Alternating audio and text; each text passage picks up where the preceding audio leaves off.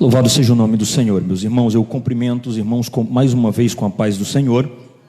Nós estamos alegres e felizes nesta noite por tudo que já ouvimos, por tudo que já presenciamos de Deus para cada um de nós. Como já foi falado, nós estamos na terceira mensagem, baseada num livro do Timothy Keller, pastor ali em Nova York. Ele fala sobre um livro muito importante, todo casal deveria ler, o significado do casamento. Nós já pregamos duas mensagens, esta é a terceira mensagem. E esta noite eu quero tratar com você sobre a essência do casamento. Nós vamos caminhar pela Escritura, caminhar por este sermão, entendendo qual é a essência do casamento. E inevitavelmente nós vamos passar por temas profundos. Eu quero que você abra o seu coração, a sua mente nesta noite, para sermos instruídos pela palavra de Deus.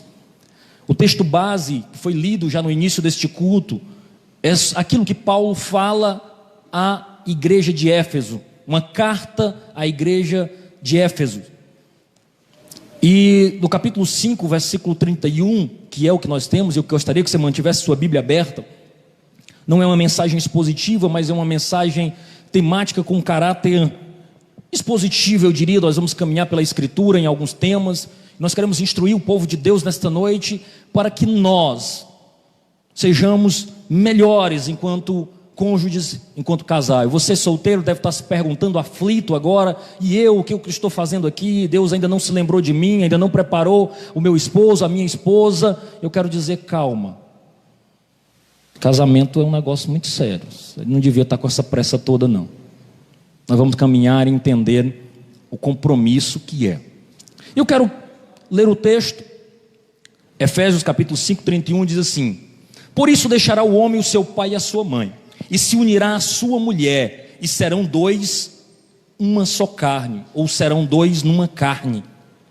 Na versão Nova Almeida atualizada de 2017, coloca desse jeito a tradução do texto bíblico. E eu quero, antes de mais nada, fazer o seguinte desenho para você. Imagine um cenário, um caso de família. Alguém está discutindo, eles são um casal jovem, não são cristãos, e eles já vivem juntos, já moram juntos há algum tempo.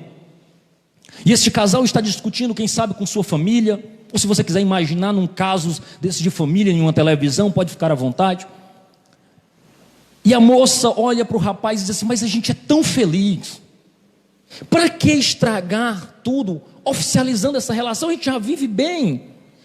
Para que nós precisamos de um pedaço de papel? E ela é mais enfática e diz assim: eu não preciso de um pedaço de papel para dizer que eu te amo. Quando eu fazia a 8ª série, aqui em Piripiri, uma discussão, numa sala de aula, uma das professoras disse o seguinte: o casamento civil é apenas uma licença para dormir juntos. Ela tinha uma visão muito pessimista acerca do casamento. E eu quero dizer que os dois casos, tanto da professora que eu tive, como o que é declarado nesse caso de família que eu contei para vocês, nada mais é do que uma definição reducionista do que é o amor.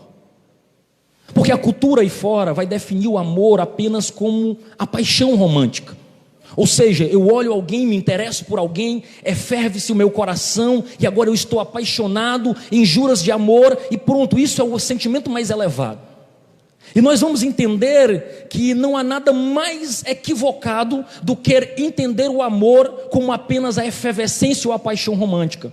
Porque o amor, na realidade, ele é mais ação do que emoção. Você vai entender nesta noite que, na realidade, amar está para além de uma efervescência amorosa, de uma paixão passageira.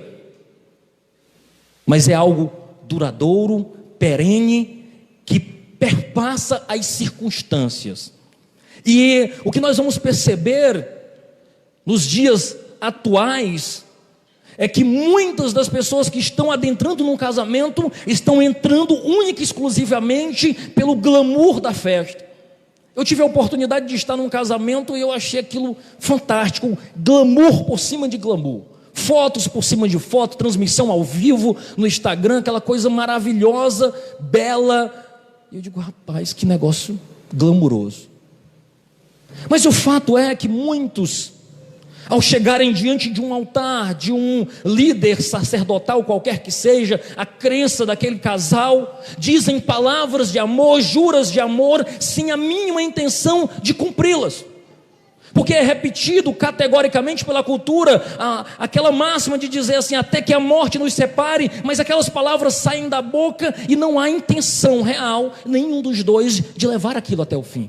E nós vamos entender nesta noite que a essência do casamento perpassa votos e perpassa aliança. Eu não quero que você saia daqui desta noite sem entender, e já lhe dando a definição do que nós vamos pregar nesta noite. A essência do casamento está na aliança. E eu quero que você abra o seu coração para entender isso. Porque quando alguém diz assim: eu amo você, mas nós não precisamos casar, está tão bem assim, porque nós vamos estragar casando, porque nós sabemos que depois que casa, fica estranho, e aí parece que o amor vai embora. Eu quero lhe dizer que alguém que lhe propõe algo desta natureza está na realidade dizendo: eu não lhe amo o suficiente para oficializar aquilo que nós temos. E além disto, eu ainda tenho uma expectativa de encontrar alguém, por isso que eu não quero oficializar. Porque as outras ou os outros não morreram em definitivo para mim. Então eu tenho uma expectativa que, se não der certo, que se a efervescência amorosa diminuir, eu não vou manter a palavra que nós ficaremos juntos. Em outras palavras, está sendo dito isso, porque há uma crença popular: para que o amor romântico, para que uma relação valha a pena, ela precisa ser efervescente, ela precisa ser regada a uma paixão eufórica, uma paixão inebriante, algo estrondoso. Quando na realidade nós entendemos que a paixão, por si só, ela precisa dar um passo além, ela precisa se transformar em amor, porque ela essencialmente, ela não é duradoura. É fato que muitos de nós, eu acredito que se você tem pelo menos 5 anos de casado, e eu vou baixar para 2 anos, a sua esposa ou seu esposo já disse que quando era no namoro era diferente. Você já teve a oportunidade de escutar isso? Você me tratava melhor. Parece que quando a gente casou, acabou o romantismo. É só os homens que escutam isso? Ou é só eu, Jesus, que escuto isso? Mas é fato que muda ou não muda.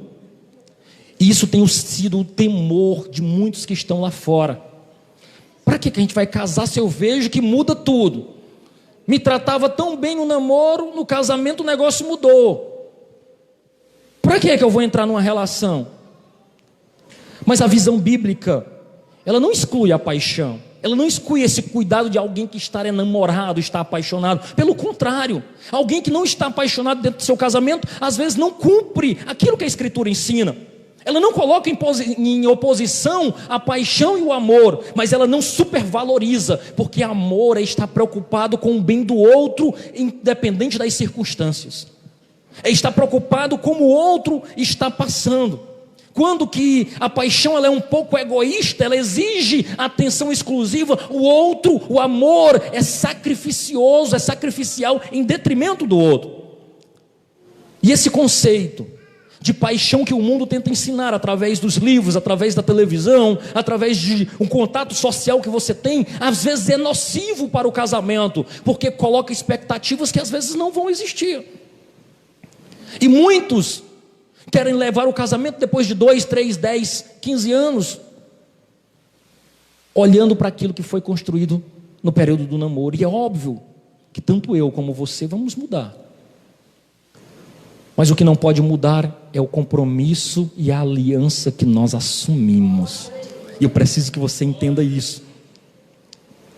A cultura vai afirmar que é impossível ter intimidade entre os dois, entre o casal, que só é possível essa intimidade se os dois estiverem extremamente apaixonados. E nós sabemos que quem leva uma vida de casado que não é bem assim. Mas o fato é, quanto menos contato físico, menos paixão.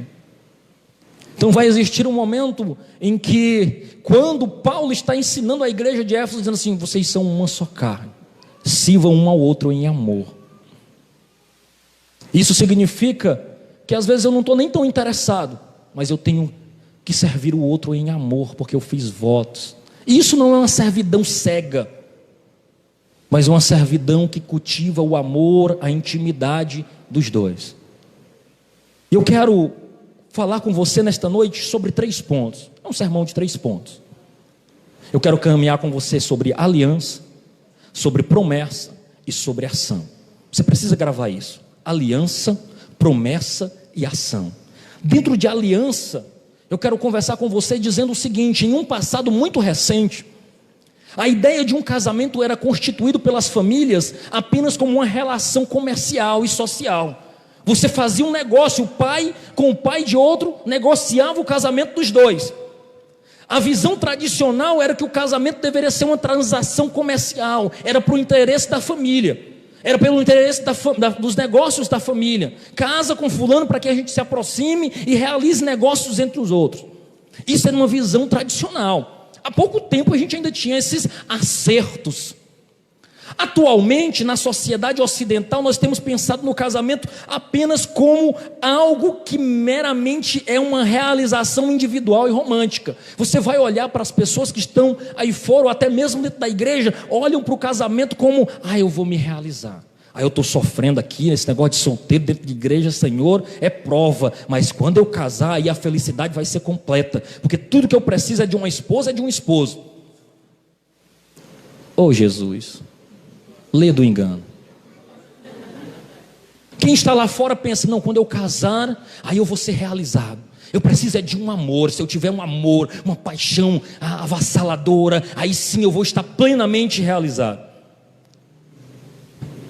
Esta não é a visão bíblica, porque a visão bíblica, ela pensa num amor sacrificial, ela pensa num amor que se preocupa com o bem do outro e não consigo. Não é para realizar apenas a minha felicidade, mas é pensando também no bem do outro. A união dentro de um casamento, a aliança estabelecida no casamento, é muitas vezes pensar e se preocupar, amar o outro. Eita desafio, Jesus! Poderia ser mais fácil, mas esse é o cerne, o centro, o coração do casamento, a aliança. Nós não podemos pensar em uma união como uma relação de consumo. Eu estou usufruindo, está bem, está maravilhoso, então eu fico. Está ruim, eu não gostei, já não conseguimos dialogar, eu caio fora. Não, a construção e a visão bíblica não pensa deste modo, mas pensa que a aliança, ela tem um valor maior do que o relacionamento. A aliança está acima de se está se dando bem ou não, porque foi votado, foi feito votos, foi assumido compromisso. E é isso que nós precisamos entender. Imagine a seguinte circulação: um pai de família tem uma criança, e de repente ele pega essa criança e diz assim: eu não vou mais cuidar não, rapaz, isso aqui dá trabalho demais, a gente tem que ficar a noite acordado.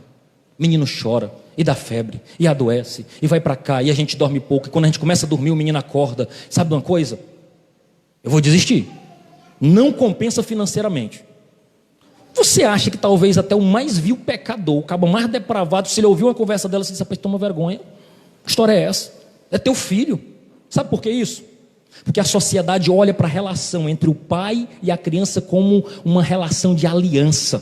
Não é para ter benefícios. Você não vai fazer as contas, faça as contas que você desiste, mas não faça as contas de quanto você gasta com a criança, até ela assumir suas próprias pernas. Ninguém faz essas contas, por quê? Não é doido, desiste. Uma e meia aí está comentando tudo. Mas é pesado.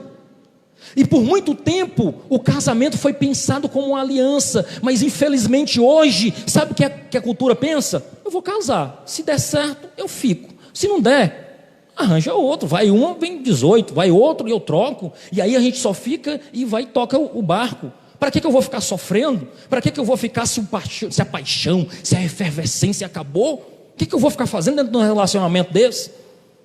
Eu troco por outro. A Bíblia não ensina desta maneira. A Bíblia olha e diz assim: é uma aliança, não é uma relação de consumo. A essência do casamento é uma aliança. Me permita ilustrar isso dizendo o seguinte: um neto chega para os avós que estão aí na casa dos 50 anos casados e diz: vovô e vovó, como é que dá para ficar tanto tempo junto? 50 anos aguentando um ao outro.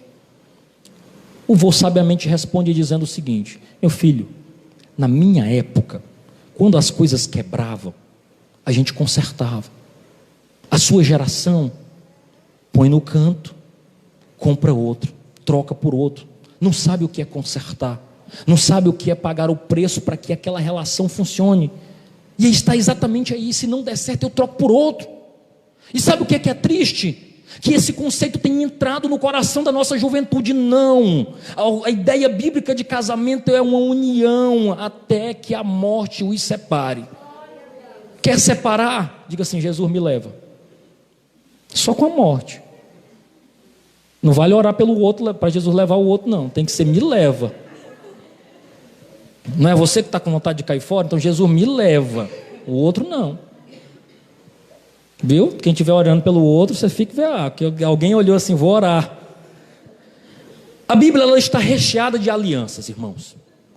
E Deus, ele é muito didático quando ele mostra essas alianças. E você vai perceber alianças verticais e alianças horizontais. A aliança vertical é Deus se relacionando com o indivíduo, se relacionando com famílias e se relacionando com nações. E você vai perceber também dentro da Bíblia Sagrada alianças horizontais, onde há um trato feito entre cônjuges, entre pais e filhos, entre famílias, entre povos, entre nações.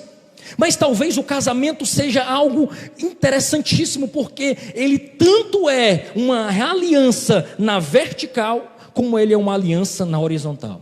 Permita ilustrar isso com um texto bíblico.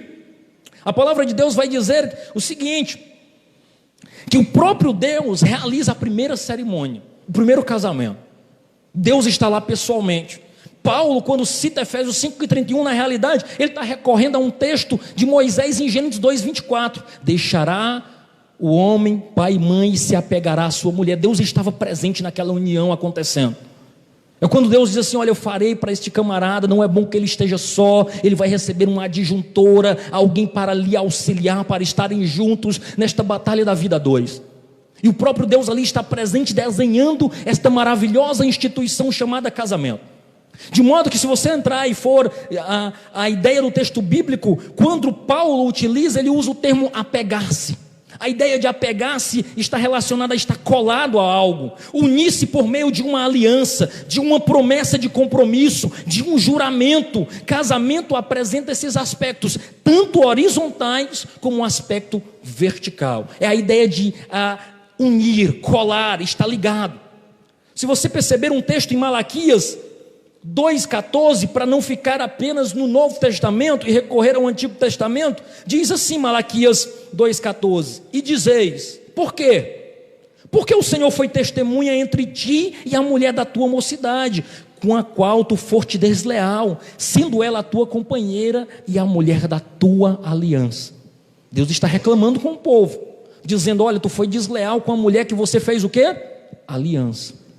Perceba, isso fala de uma aliança entre indivíduos, na horizontal. Mas um outro texto em Provérbios 2,17 diz assim: que deixa o guia de sua mocidade e se esquece da aliança do seu Deus. Ele está falando de que alguém estava num relacionamento, deixou aquele amor e rompeu a aliança que ele tinha feito com Deus. Ora, a aliança de um casamento é feita entre o cônjuge ou entre Deus? A resposta correta é simples: as duas coisas. Os dois textos, eles nos revelam algo profundo, e eles nos revelam que o casamento é uma aliança dupla, firmada entre marido e esposa e feita diante de Deus. Portanto, os cônjuges não estão apenas se ligando entre si, mas eles estão se ligando com Deus. Ser infiel ao cônjuge também se implica ser infiel a Deus. Que negócio sério, irmão. É fato que a tradição cristã, se você já foi num casamento, você vai ver o ministro que está ali ministrando o casamento olhar para o cônjuge e olhar um para o outro e dizer assim: olha para o marido e diz assim: você recebe esta mulher como sua legítima esposa?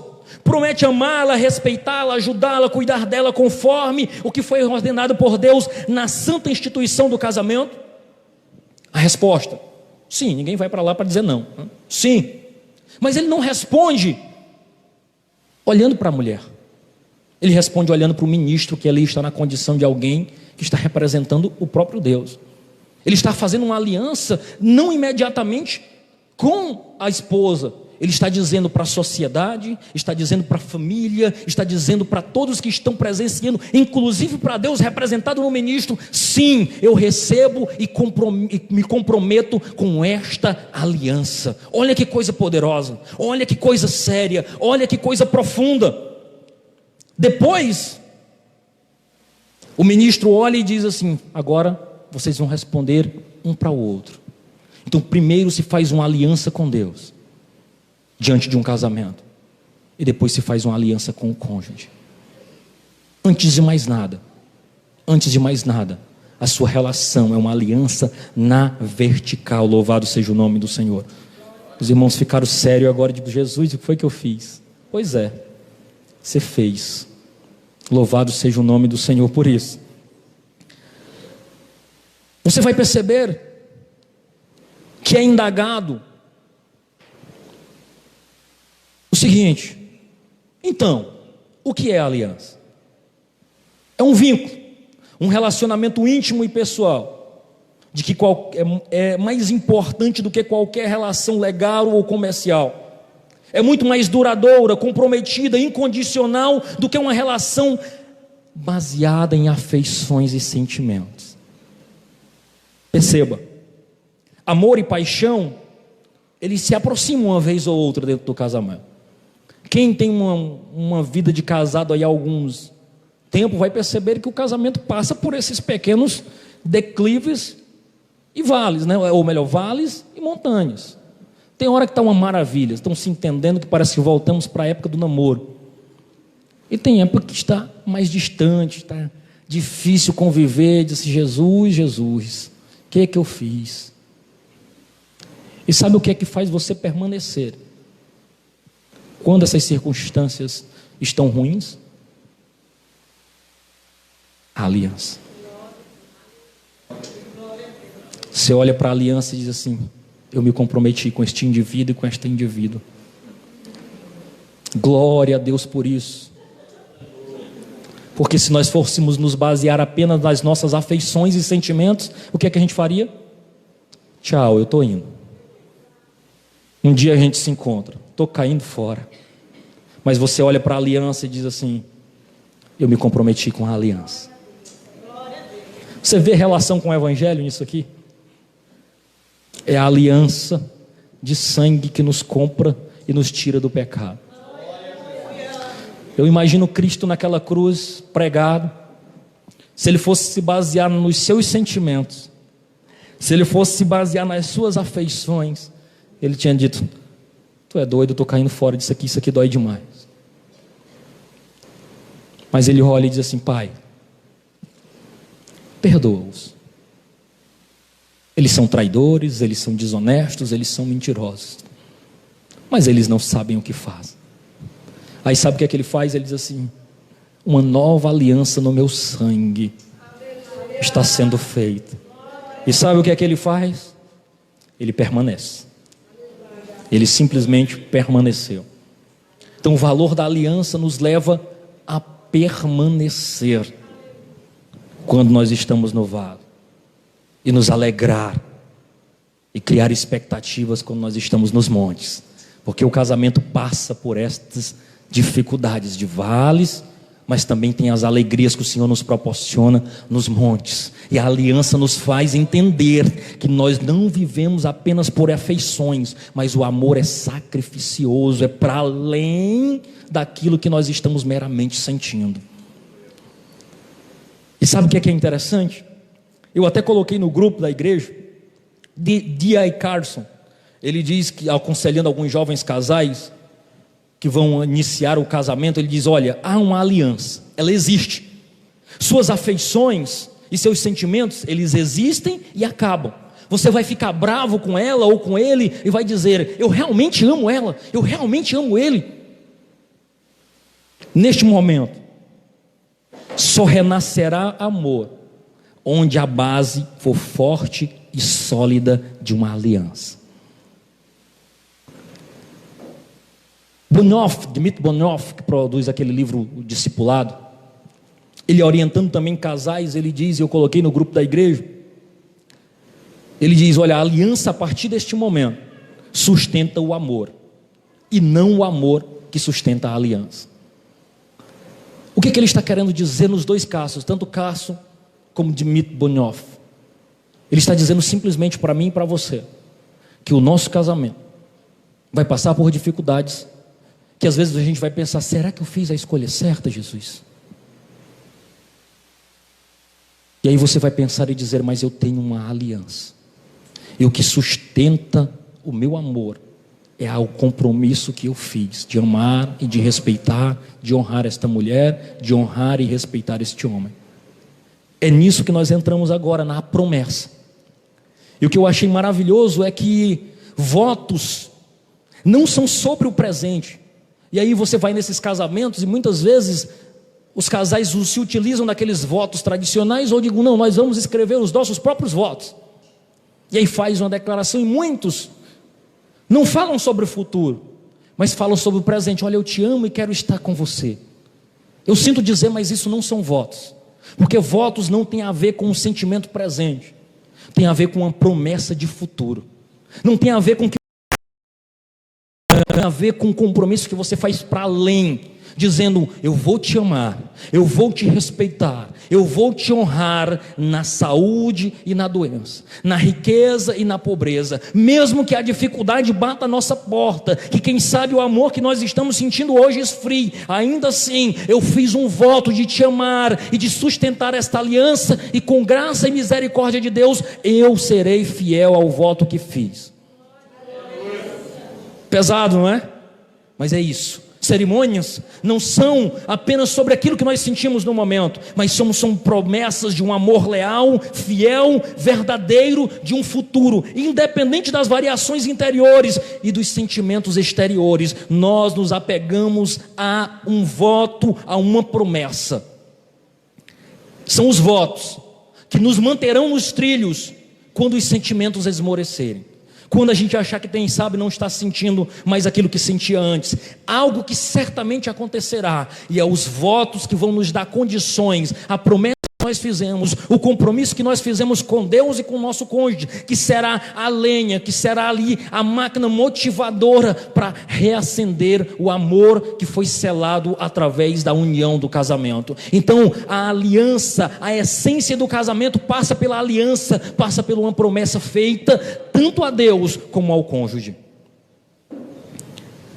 É nesse contexto que Smith escreve para o Christian Today, uma revista americana, O Poder da Promessa.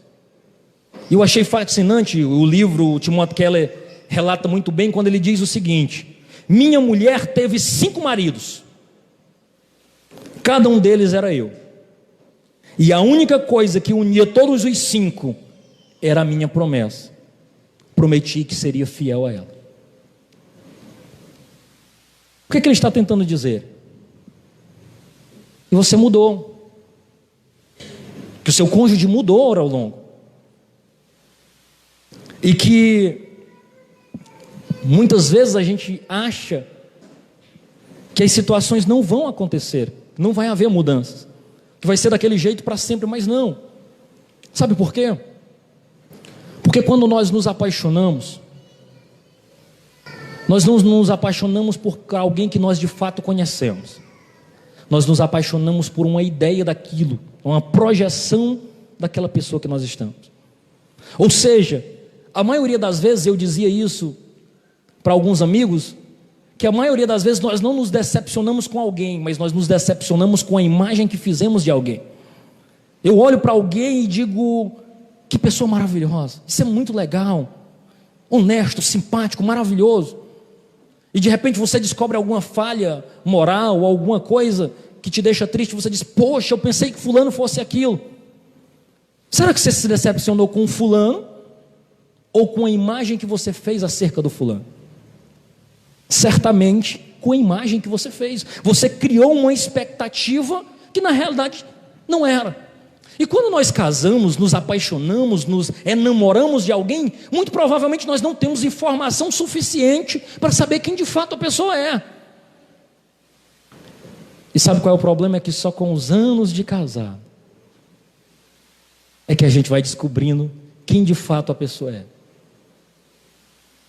E é o amor que vai sendo construído nesse processo, que não faz a gente fazer as malas e cair fora.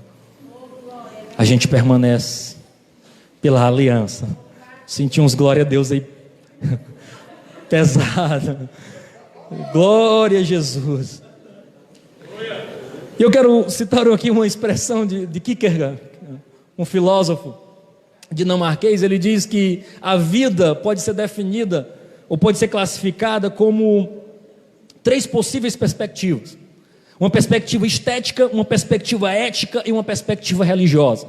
E todo ser humano, quando ele nasce dentro da perspectiva estética. Ele é um esteta, ou seja, tudo que ele se baseia, consome, é baseado naquilo que faz bem. Ele não julga se é ruim ou é bom, mas se apenas agrada aos olhos, ou se a sensação naquele momento é uma sensação boa. E é exatamente o retrato da sociedade que nós vivemos. Ele olha numa balada, numa festa, alguém diz: olha que coisa maravilhosa, que pessoa linda, eu quero essa pessoa para mim. E se relaciona e já tem todos o desfruto de prazer que ela pode ter com aquela pessoa. Ele não avalia se é bom ou se é ruim, mas simplesmente a sensação que ele teve no momento. E aí, quando a gente pensa sobre isso, a gente entende que a experiência ou o passar do tempo nos move a um compromisso de aliança maior do que aquilo que nós sentimos no momento, ou se é bom ou se é ruim. Mas somos movidos por aquilo que presenciamos e entendemos acerca do Evangelho, que a aliança e os votos feitos nos levam à ação. Você entendeu que o casamento, a essência do casamento passa pela aliança e passa pela promessa. E diante de tudo isso, o que eu faço com esta informação? Eu sou obrigado a tomar uma ação. E a última parte, eu caminho para o fim do sermão, dizendo o seguinte: a ação requer uma prática cotidiana. Porque se sua definição de amor enfatiza os sentimentos de afeto mais do que as ações abnegadas, você reduz a capacidade de manter e desenvolver relacionamentos. Se você pensa no amor apenas em ser servido e não em servir o outro, você reduz o significado real do amor. Porque amar, pela definição de Paulo aos Coríntios, é alguém que é paciente, que é benigno, que não suspeita, que não leva em consideração a ofensa imediata, mas se submete, sofre, suporta, às vezes, as dificuldades dentro da vida a dois. Os jovens já estão dizendo: Jesus, eu queria casar, mas depois dessa eu não quero mais. Case, que é bom. Eu só quero que você entre nelas entendendo a realidade, para que suas expectativas não sejam frustradas e você possa desfrutar de uma aliança na presença de Deus. Louvado seja o nome do Senhor. Eu quero correr aqui um pouco e dizer o seguinte: quando Paulo enfatiza no versículo 28, maridos, amai as vossas esposas, ele está elevando a categoria de amor a algo que é além do sentimento. Sabe por quê? Porque ninguém ordena o outro a ter um sentimento. E a cultura vai dizer o seguinte: não, mas eu não sinto nada, ninguém pode me obrigar, ninguém manda no coração. A ideia bíblica e paulina que expressa em Efésios está dizendo que a categoria de amor pode ser categorizada como uma ordem, dizendo assim: ame a sua esposa. O que ele está nos dizendo é o seguinte: amar não é um sentimento, é uma decisão polida pela prática, pelo desejo de servir e dizendo: eu vou continuar te amando, eu vou continuar te servindo, eu vou continuar aqui juntos, orando para que esta relação vá para frente. Eu não desisto de você, eu não desisto da família que Deus me deu, eu não desisto do meu relacionamento, eu não desisto da aliança. Louvado seja o nome do Senhor. Você está dizendo, irmão, então que eu devo casar com qualquer pessoa? Não, eu não estou lhe dizendo isso. Mas eu estou lhe dizendo que, independente de quem que você case, por mais cheio de amor e paixão que esteja, vai chegar um belo momento que você vai duvidar se casou com a pessoa certa ou não. E o que vai me colocar nos trilhos, irmão Adonias? A aliança, a promessa do amor futuro. O voto feito, louvado seja o nome do Senhor. C.S. Lewis escreve em Cristianismo, Mero Cristianismo, o seguinte, eu já caminho para o fim. As pessoas tiram dos livros a ideia de que se você casou com a pessoa certa, viverá apaixonado para sempre. Como resultado, quando se dão conta de que isso não é o que ocorre, chegam à conclusão de que cometeram um engano. E o que lhes daria o direito de mudar. Não percebe que a mesma forma que a antiga paixão se desvaneceu, a nova também se desvanecerá. O que Lewis está dizendo é o seguinte: você não pode ser enganado pela cultura de dizer, se eu estiver apaixonado, ao casar com esta pessoa, pronto, vai ser amor, vai ser efervescência amorosa para o resto da vida. Não. Vai chegar um momento que isso vai desvanecer. E você vai dizer, então eu troco por outro? Troque. Vai viver a efervescência, vai desvanecer de novo. E é exatamente isso que o mundo lá fora tem ensinado. Troque um, troque dois, use do mesmo sexo, use do mesmo jeito, use dois, use três, encha o seu coração de prazeres, que você vai ser feliz. Assinado Satanás, né? Como diz aquela frase aí, falada aí nas redes sociais. Mas o que no final das contas você precisa entender é que a aliança feita, o compromisso assumido, pode reacender a brasa deste amor que um dia existiu.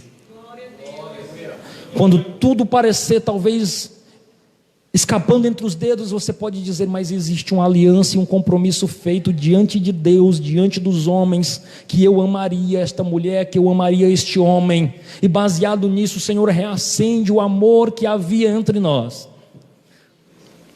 e estabelece este carinho e este amor duradouro, que implica em ações mais do que em palavras. Porque quando o Senhor diz que Deus enviou, João escrevendo, ele diz que Deus amou o mundo de tal maneira, ele não dá uma definição, ele não consegue explicar, ele diz, olha, eu não consigo nem definir em palavras, é uma tal maneira. Mas imediatamente nós temos uma ação ali, que deu. Ele não falou que ia dar, ele não prometeu que ia dar, ele não disse, fique tranquilo que eu vou levar. Ele deu, ele transformou em ação. Ele pegou aquilo que era único para ele e disse, a minha prova de amor está em eu dar aquilo que é valiosíssimo para mim, para resgatá-los. Louvado seja o nome do Senhor. E aqui ele estabelece uma aliança poderosa. Concluo dizendo o seguinte: uma aliança é um compromisso, uma promessa de amor futuro. Realize ações de amor, apesar das ausências de sentimento. Não estou com um pingo de vontade de servir ele ou ela. Sirva a si mesmo. Cuide a si mesmo. Sabe por quê? Porque você fez uma aliança dizendo que estaria com ela na saúde e na doença, na alegria e na tristeza. Então sirva, esteja junto, prepare, ame, demonstre carinho. Precisamos nos manter firmes ao compromisso e não seguir o que o mundo e a cultura ensinam. O amor acabou, é hora de mudar. E aí eu volto para o início da mensagem. Precisa de um pedaço de papel? Sim. Se você ama como a Bíblia manda, não terá problema em assumir um compromisso legal, permanente e exclusivo.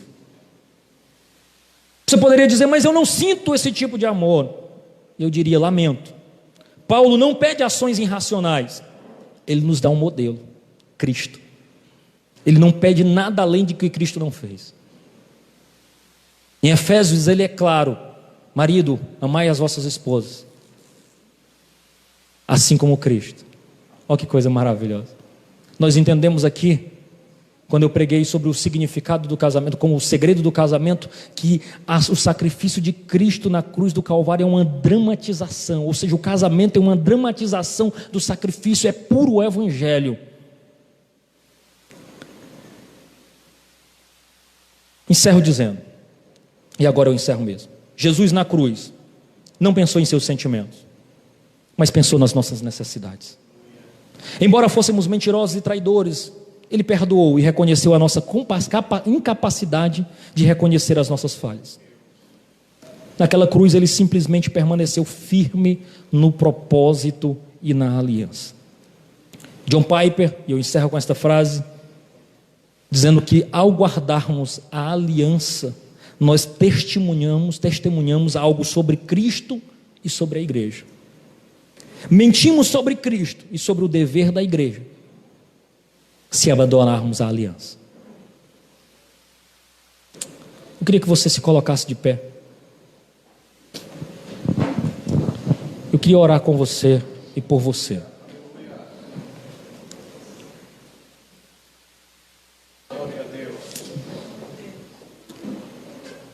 Tem alguém aqui nesta noite que deseja se entregar a Jesus e fazer parte do povo desta aliança?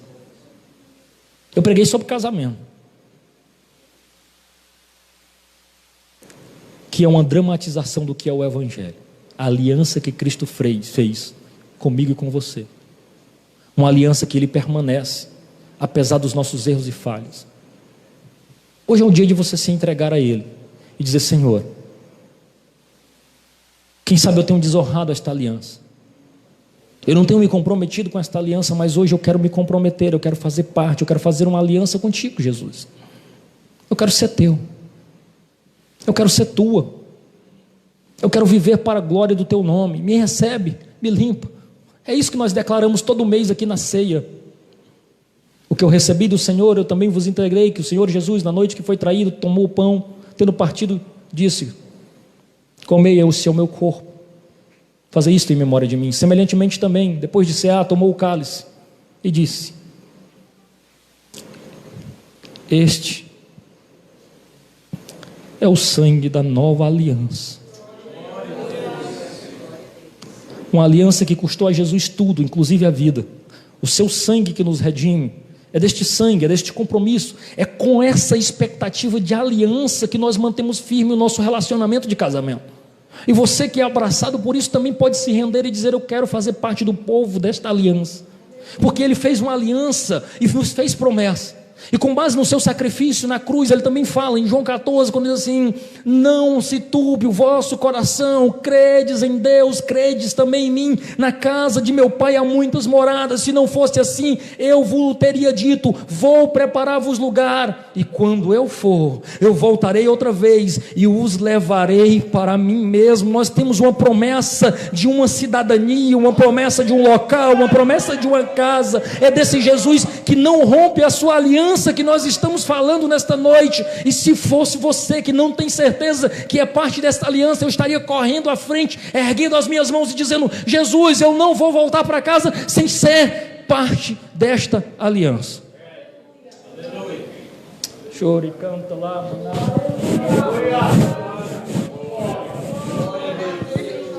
Não entendo. Eu quero orar por você que é casal, que é família.